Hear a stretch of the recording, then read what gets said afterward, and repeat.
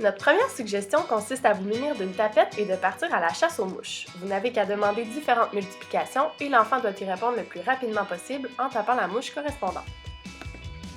Proposez à votre enfant de pratiquer ses tables de multiplication en partant à l'aventure dans un monde volcanique. Il devra sauter d'une roche volcanique à une autre, mais attention, il devra donner la bonne réponse pour atteindre la roche suivante. Pêcher dans un bain, y avez-vous déjà songé? Remplissez abondamment votre bain avec de la mousse et cachez-y de petits poissons de plastique.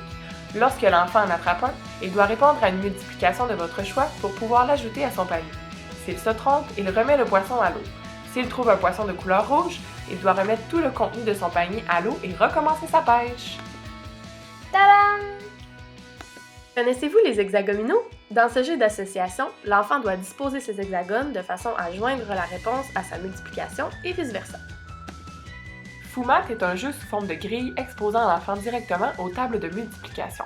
Le but est d'aligner 3 de ses pions avant son adversaire. Tam Tam des multiplications est un jeu de cartes très amusant et efficace puisqu'il contient 6 possibilités de jeux différents.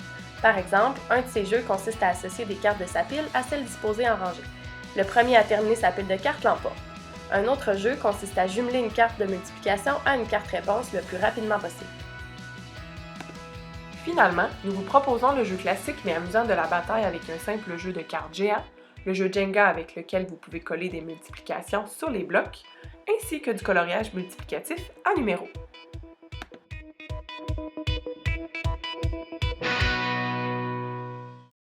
Nous espérons que ces trucs vous seront utiles et on se donne rendez-vous pour une prochaine capsule!